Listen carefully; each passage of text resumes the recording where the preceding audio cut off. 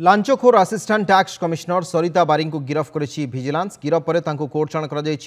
चढ़ऊ बेले सरिता बारी घर विजिलेंस नगद 1,45,000 टंका 60 लाख टंकार स्थायी जमा और 222 ग्राम सुना जबत करिछि। गतकाल राति विजिलेंस हाथ में से धरा पड़ते जड़े व्यवसायी 25,000 टंका लांच नेउथिबा बेले विजिलेंस तांको रंगे हाथ धरिथिला। यूनिट 4 मधुसूदन नगर स्थित भड़ा घरे एही कारबार बेले धरिथिला विजिलेंस। जड़े बेकरी मालिकों उपरे लागिथिबा जोरिमाना रफादफा करबा पई सरिता बारिक लांच मागिथिले। एने अभियोगकारी विजिलेंस द्वारस्थ होइथिले। एने सूचना दैछन्ति vigilance Bhubaneswar division SP Saroj सामल।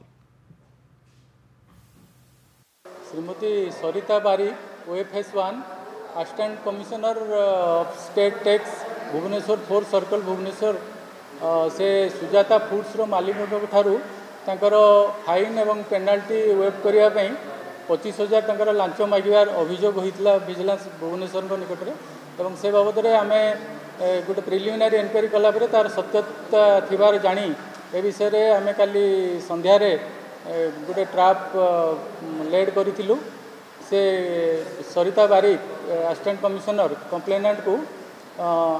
आकाश इंस्टीट्यूट सामना मधुसूदन नगर पाखक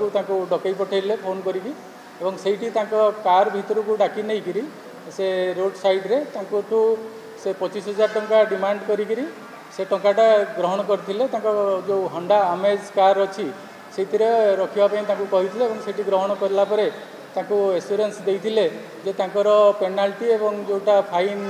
इम्पोज कराइला गोटे आईटीसी रिभर्सल नोटिस इश्यू कराइला नवेम्बर 2024 रे